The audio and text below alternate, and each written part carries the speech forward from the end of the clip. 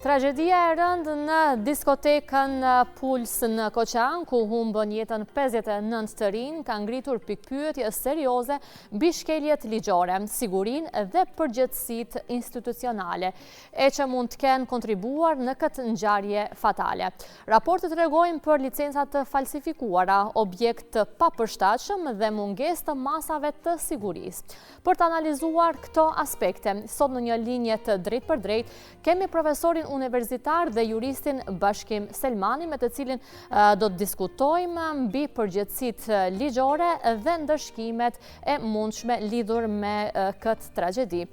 Profesor, nëse më dëgjon, mirëmëngjes dhe përshëndetje. Mirëmëngjes dhe përshëndetje për ju dhe stafin tuaj dhe emisionin tuaj, që jeni gjithmonë aty ku është interesi kombëtar. Shumë faleminderit. Ju falenderoj që pranuat ftesën që ti përgjigjemi shumë pyetjeve, shumë dilemave që i kemi edhe ne si komunitet, por edhe si media, kuptohet, me këtë ngjarje fatale apo natë të kopshme, do e quaja, në Koçan. Është fakt se tragjeditë në Maqedoni nuk janë herë e parë. Mirë po, e veçanta e kësaj tragjedi ishte se patën qytetarët e nacionalitetit maqedonës, dhe kjo e bëri që situata edhe të internacionalizohet, po ashtu dhe të përjetohet më shumë si tragjedi. Aktualisht, nëse merret përballë, shohim në shumë ngjarje tragjike kanë qenë dhe gjitha veprat penale, duke filluar nga Llashkarta, autobusi në Bullgari dhe spitali modular i Tetovës, do shihni që gjitha veprat penale, shkaktar janë institucionet e shtetit, por mos e përmbushur detyrimin ligjor që i parashek të tuta në aspektin e përgjithshëm. Mirë po, nga tragjeditë e kaluara, jo vetëm që nuk u përfundua procesi penal, por nuk kemi aktualisht asnjë të burgosur për tragjedi me të cilët jo vetëm që ishin vdekje, por atë ishin vdekje miqësore, që në aspektin juridik njihen ndryshe si vrasje të shkrumbuara, dhe përgjithësia është differisht më e lartë. Ta ndajmë dy pjesë. Pjesë e parë, po të ishin penalizuar ose sankcionuar këto vepra penale të këtij karakterit në të kaluarën, atëherë dënimi ka dy forma. E para është riedukues për autorët, ndërsa edukues për masën dhe shkaktarët ose për vetë institucionet. Dhe këtu kemi ne përgjegjësi penali institucionale, që fatkeqësisht taksapaguesit rrezikohen nga institucionet. Prandaj në drejtësi thuhet nuk ka krim pa gjurmë. Dhe tani më kur folën gjurmët, me të cilën rezultoi, edhe mund ta quajmë sepse shumë elemente ka pse është paraqitur kjo situatë, sepse nuk është e rasti, ka sistemet e sigurisë të cilët i parashohin këto rrethana,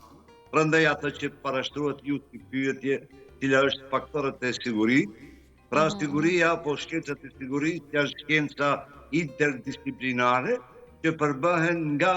apo ndihmohen nga institucionet që kanë detyrime juridike për të siguruar sigurinë. Pra në këtë rast ishin 6 institucione, të cilat ishin të thirrura të sigurojnë sigurinë e objekteve, sigurinë e godinave, ushtrimi i veprimtarisë dhe elemente tjera infrastrukturore, që janë për të pasur siguri një objekt në aspektin ligjor, në aspektin e jashtëm, varësisht nga bëhet godina ku është e caktuar, sa metre katror ka një godinë, dhe ajo e përcakton ligji i derën e hyrjes, që në këtë rast minimumi duhet jetë 180 cm horizontalisht qartësia, po ashtu dhe dy derë ndihmëse dhe shkallët. Kjo është ajo infrastruktura në të cilën për godinat janë të detyrueshme të ketë siguria. E të shkencat e sigurisë e kërkoj këto. Mirë po, të 6 institucione, duke filluar nga ministri, mund të ndajmë dy pjesë. Pushteti lokal, që ka detyrime për dhënien e ushtrimit të veprimtarisë, godina, hapësira, dhe është niveli qeveritar nëpërmjet ministrive këtë rast edhe Ministria e Punëve të Brendshme, janë të detyruar të ngjizojnë ngjarje dhe ta vlerësojnë paraprakisht në gjitha kriteret si parashkel ligji për punë të brendshme. E dyta, urdhroni, Ida. Po, urdhroni, mbarojnë fjalin, më falë. Se kisha edhe një pyetje tjetër. Jo, parashtroni ju pyetje se dhe ndërlidhin pasandaj, parashtroni pyetje. Po, më intereson se çfarë përgjithësisht ligjore mbartin pronarët e diskotekës me rastin e përdorimit të licencave të falsifikuara, pasi që raportet tregojnë se diskoteka Puls operonte me licencë të falsifikuar. Për tatë, aktualisht përgjithësia për të gjithë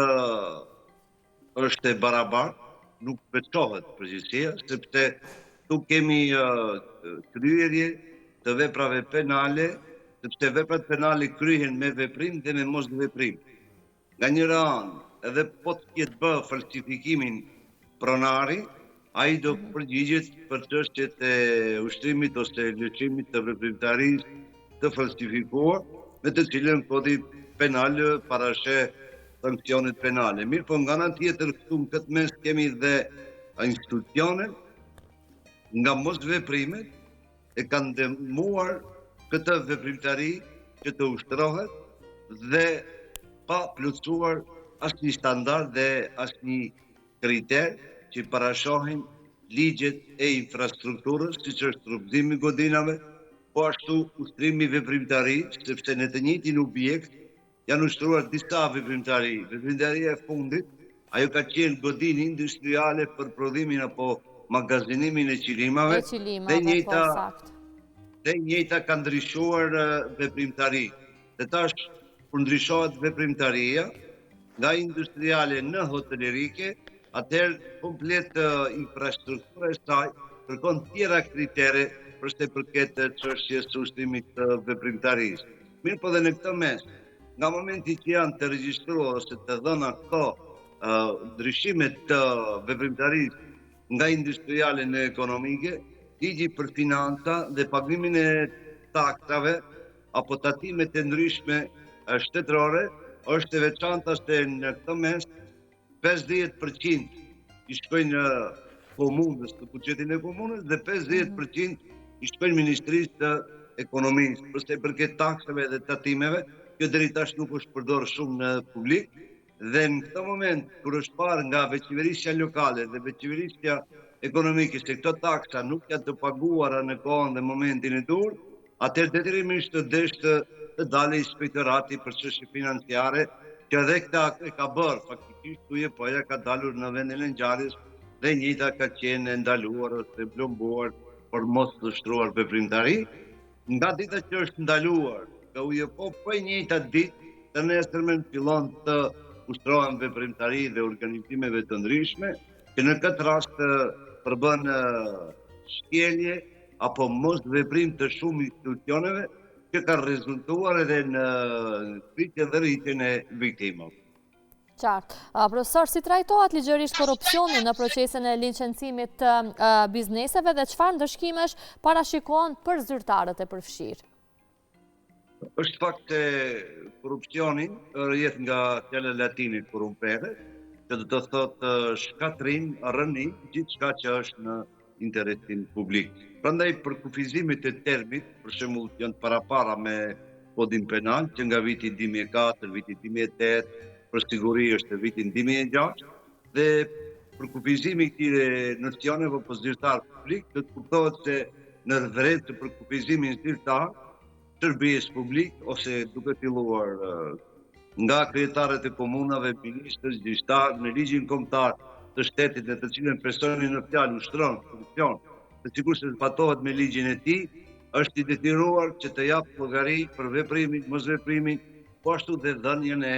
licencave, të cilat jepen nga këto institucione, nga Ministria e Ekonomisë, nga ministritë që kanë bënë për së drejti me infrastrukturën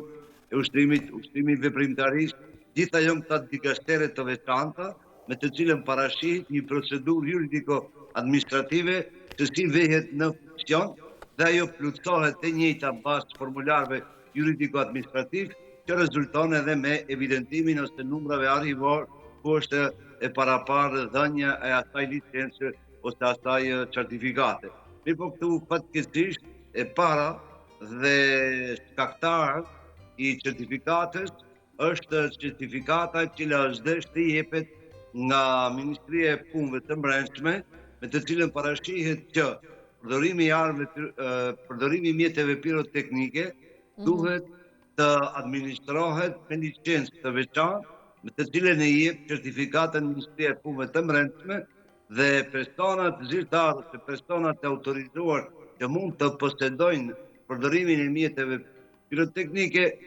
detyrimisht të plotësohen standardet dhe personat të tillë trajnohen paraprakisht për përdorimin e mjeteve të tilla, sepse kanë rrezikshmëri të ndryshme dhe kjo detyron ligjin dhe ligjin për Ministrinë e Punëve të Brendshme që të jepet me shumë saktësi. Fatkeqësisht, domethënë, mos respektimi i këtyre proceseve ka sjellë deri tek ngritja dhe rritja e numrit të viktimave, që fatkeqësisht, me thënë edhe vetë faza prejudiciare dhe faza hetimore në aspektin gjyqësor, siç duket nuk ka kahje reale, por krijohet një mentalitet të gjitha proceset juridiko-penale që kanë ndodhur në të kaluarën, pati e përgjithohen në publik me subjekteve dhe shpeshherë këto lëndë penale kanë mbetur pa epilog gjyqësor. Por edhe kjo qeveri siç duket në këtë situatë, duke e marrë përgjegjësinë nga ish funksionar, jo rastisht apo me dashje apo pa dashje, ka bërë edhe lishime të aktuale që në aspektin e procedurës hetimore ka një rregull që thotë çdo ngjarje që ndodh brenda 24 orë janë të detyruara të gjitha institucionet juridiko-administrative të sigurisë, po ashtu dhe çështjeve të tjera drejt për së drejti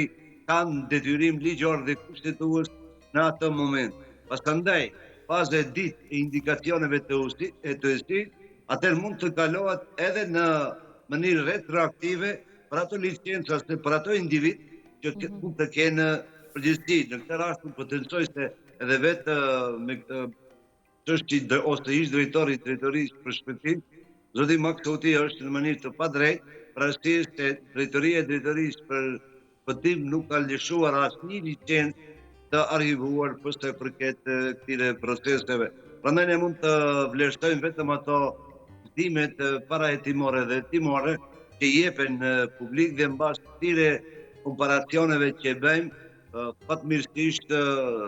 ka dhe elemente me të cilën do të ishte mirë. Maqedonia si duket nuk do të mësoj edhe nga kjo ngjarje shumë tragjike dhe po të ishte situata e sinqeritetit institucional, do të ishte mirë sepse nuk mundet juve t'ju gjykoj institucionet të cilët e kanë kryer këtë krim me veprim ose me mosveprim, por do të ishte mirë me të jemi pjesë të NATO dhe po ashtu kandidat për Bashkimin Evropian, do ishte mirë që të kërkohet ndihmë ndërkombëtare hetimore me të cilën duhet të kishte emocione partijake që eventualisht të lëshohet ndonjëri nga ta përgjegjësi dhe ndihma ndërkombëtare hetimore dhe parahetimore do të ishte shumë arsyeshme, shumë neutrale dhe do të ndihmonte që dhe qytetarët të rikthejnë besimin në institucione, sepse këtu është tani më askush nuk i beson këtyre institucioneve, askush nuk beson në siguri se nuk mund të jetë viktim në vendin e punës, në spital apo në institucione tjera. Përmendet që zoti Maksutit mendoni që i kanë bërë padrejtësi, por si e shihni edhe arrestimin e ish-ministrit të ekonomisë Kreshnik Bekteshi, profesor? Po pikërisht kjo është ana psikologjike, për arsye se autorët të kujdestar të pajtisë gjithmonë ka qenë shqiptar dhe kjo ka bërë që edhe burgjet të jenë me shumë lëndë të diskutuara me të cilën asnjëherë nuk ka pas një revizion real, prandaj sistemi ka bërë shumë padrejti ndaj shqiptarëve dhe mu vjen keq që aktualisht e njëjta mendësi institucionale duke kërkuar fajtor shqiptarët mendos se mbillet gjithçka. Unë ju garantoj që fajësia kësaj radhe është institucionale dhe nuk ka të bëjë me përkatësinë, mirë po siç duket nga momenti që ne duam të japim kaje tjetër, atëherë do të merremi në këto formë që për mua është e papranuar në aspektin politik, juridik, për arsye se kjo çështje detyrimisht të zbarret, në të kundërtën Koçani do të jetë vari i krimit dhe kwestionit institucional, duke e ditur se nuk janë fajtorë në këtë rast shqiptarët, por dihet se qeveria jo vetëm që nuk premtoi për ta futur shtetin në borxh, por ajo akoma më shumë mori kredi dhe kjo nuk kupton që borxhi publik në Maqedoni është shumë i lartë dhe në këtë rast shpeshherë institucionet nuk mund të kryejnë detyrimet funksionale për të zhvilluar ose për të prevenuar UEFA se shpeshherë gjitha institucionet nuk kanë dalur në vendin e ngjarjes para se të ndodhin këtë çështje, sepse borxhi i lartë institucional në Maqedoni çdo institucion ka nga 60 deri 80% borxh publik. Kjo do të thotë që edhe faktorët ekonomik dhe financiar janë nga një faktorët që institucionet përkatëse nuk mund të kryejnë detyrimet e përditshme dhe kjo bën akoma më shumë të vështirë dhe zbardhjen e rasteve. Prandaj për të qenë për të rikthyer besimin tek institucionet dhe për të kthyer besimin edhe në lëndët paraprake. Kjo qeveri, po të ishte pozitive dhe të ndryshonte nga qeveritë e kaluara, do të bënte mirë që gjitha këto lëndë të llashkartë, spitalit modular të Tetovës dhe kjo të futet në një pakot të veçantë hetimi dhe të kërkohet nga faktori ndërkombëtar për të hetuar dhe për të bërë zbardhjen e rasteve në aspektin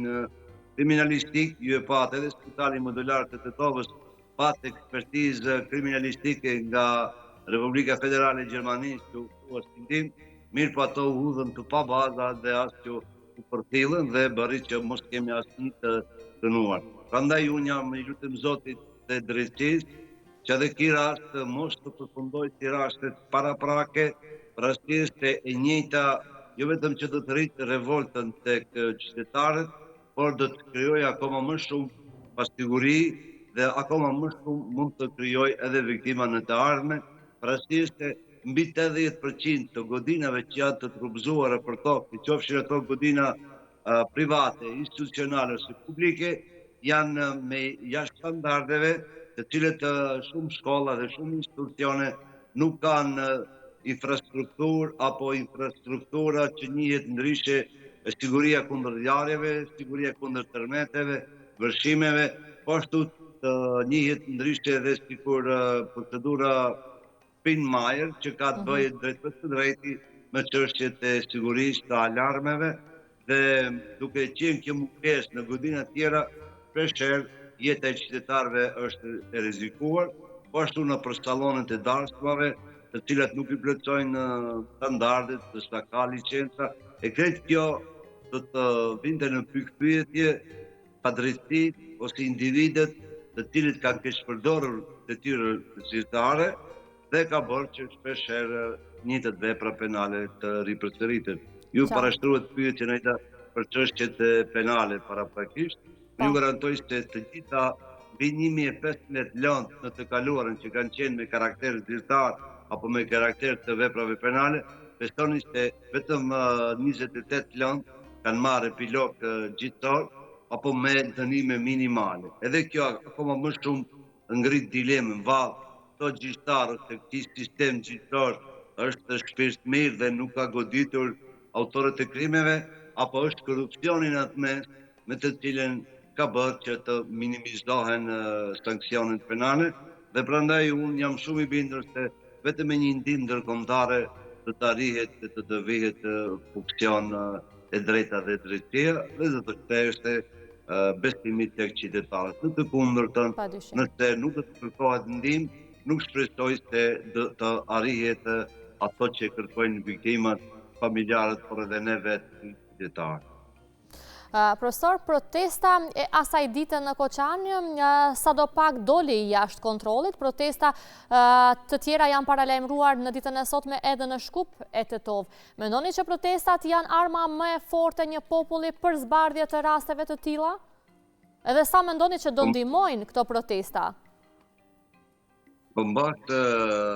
tragjedisë, detyrimisht është e lejuar të situata normale dhe në sisteme demokratike, e para gjë që të mos kishte protesta, detyrimisht të kishte dorëheqje nga ministrit ose personat dhe vetë kryeministri, me të cilët janë përgjegjës moral të kësaj situate. Dhe mospasja e dorëheqjeve normal se ajo akoma më shumë i irriton qytetarët. Dhe i revolton qytetarët. I revolton akoma më shumë dhe kjo revoltë jo gjithmonë mund të mbahet në shpirt ose në individ, por e cila ligji dhe kushtetuta lejon organizimet të tilla dhe unë besoj që duhet të ketë edhe do të ketë që njëjta të identifikohen të gjitha rastet dhe kjo një herë për gjithmonë institucionet të cilat nuk e kanë kryer detyrimin e tyre drejt për së drejti të marrën përgjegjësi dhe autore të dalën para bankës të akuzuarve. Në çdo, ne i themi në aspektin juridik, ndaj çdo padrejtie, nëse nuk reagohet në kohën dhe në momentin e duhur, ajo nuk është padrejti, por është një drejtë që ja keni dhënë ju atyre institucioneve që ta ushtrojnë, siç ishte rasti edhe me tragjeditë shqiptare. Prandaj gjithë qytetarët, pa marrë parasysh nacionalitetet, janë të prekur dhe kanë detyrim që mos t'i harrojnë atë trauma, atë tragjedi, po ashtu dhe të bëhet edhe kompenzimi i të njëjtëve familjarëve dhe viktimave, për arsye se te viktimat shqiptare akoma nuk kemi asnjë kompenzim dhe asnjë qindar të dhënë nga shtetit për sa përket kompenzimit të dëmit material. Aty edhe desha të ndërlidhem të dëmshpërblimet, profesor, se për familjarët e viktimave, si funksionon nga ana ligjore dëmshpërblimet? Si funksionojnë, si duhet të jenë dëmshpërblimet në këtë rast për këto familje të viktimave? Në këtë rast kemi di lloje të kodeve që parashohin këto momente, pra çdo vepër penale ka kryerjen e veprës penale, sankcionin penal, vepra penale, po ashtu dhe kompenzimi i dëmit që është shkaktuar viktimës. Me thënë, kompenzimi i dëmit bëhet mbas hetimit dhe sjelljes së aktgjikimit, pra në aktgjikim parashihen kompenzimit e dëmeve që bëhen viktimave ose të dëmtuarve, si një ndryshe. Në këtë rast, kur nuk ka epilog përgjithësor, atëherë paleve, jo vetëm që nuk mund t'ju kompenzohet dëmi shkaktuar, por u kufizohet edhe drejta për të shfrytzuar proceset gjithëtore ndërkombëtare. Sepse këto viktima dhe këto familjar kanë detyrim që përveç që t'i zhurojnë mjetet juridike të mëranshme, detyrimisht të drejtohen edhe faktorin ndërkombëtar apo gjykatës së Strasburgut. Në këtë rast ju e pat vetëm me dëshirën e qeverisë, mbi 150 milion do të kompenzohen familjarët e rashtit Koçanit dhe kjo i bën nder edhe familjarëve edhe vetë procedurave, por deri paralelisht duhet të bëhen kompenzime të tilla për të gjithë viktimat dhe familjarët e viktimave dhe në asnjë mënyrë nuk e lejon ligji që të dallohet se kush është viktimë dhe kush duhet kompenzuar. Por paralelisht me të në aspektin e buxhetit të shtetit parashifen edhe kompenzimet paraprake, por kjo ndodhte me dëshirën apo vullnetin e ligjvënësit, që kjo dëshirë e ligjvënësit nuk ka qenë edhe për viktimat në të vende që i përmenda unë paraprakisht. Po, me që jemi në minutën e fundit, profesor, për fund do doja të di se si mund të përmirësohet legjislacioni aktual për të siguruar zbatim më të rrept të masave të sigurisë në ambiente publike dhe për të parandaluar korrupsionin në proceset e licencimit. Është fakt se licencimet apo dhënia e certifikatave dhe këtyre proceseve është një segment nga më të korruptuarit, ju pa të përmend edhe kjo licencë që është marrë e falsifikuar janë dhënë mbi 7.000 euro, por këto ne si qytetari dim edhe vlerat e dhënies të licencave dhe veprimtarive, godinave që bëhet pranim dorëzimi, këto ato bëhen në mënyrë të jashtëligjshme. Për të përket ligjeve dhe legjislacionit, po ashtu dhe kushtetutës të Maqedonisë në aspektin e këtyre standardeve, i ka të gjitha kushtet e infrastrukturës ligjore, mirë po kushte prish të infrastrukturë ligjore, pikërisht janë traditë e kulturës të korrupsionit që përmendet ju, pra kjo është forma që prish ligjet ose që del mbi ligjet është miku, partia dhe paraja. Me thënë, nëse një punë nuk mund të kryem nëpërmjet mikut, e kryem nëpërmjet partive ose qeverisë, nëse nuk mundemi e kryem nëpërmjet partisë, nëse s'mundemi dhe këta atër nëpërmjet para. Në këtë rast, të para në bashkojnë gjitha institucionet kanë vlerat apo çmimet e ditështa, me të cilën publike dhe private që shpeshherë duhet të hetohen këto licenca, për arsye se ne përmendëm fillim, 80% të godinave trajtohen se kanë certifikata dhe licenca funksionale të trupëzimit të godinave, ushtimit të veprimtarive industriale dhe hotelerike, dhe nga ana tjetër 80% nuk kanë asnjë infrastrukturë dhe të plotësonin këto kriteret, ndërsa dokumentet janë të dhëna. Pra thjesht krimi është në publik. Prandaj thuhet nuk ka krim pa gjurmë. Dhe kur i humbin gjurmët, gjurmët i humbin vetëm atëherë kur shteti nuk i heton të njëjtën. Qartë. Profesor, unë ju falenderoj shumë që ndatë kohë nga dita juaj dhe u bët pjesë e ritmi ditës për të folur për këtë rast tragjik dhe për të ndarë me ne të gjitha ato informacionet dhe sigurisht nga ana juaj ligjore që tani më ju njohim të gjithë dhe më thënë e dim se dini të zbërtheni ato mirë analizat dhe të bëni për shumë ngjarje madje dhe jo vetëm për këtë. Andaj, faleminderit shumë.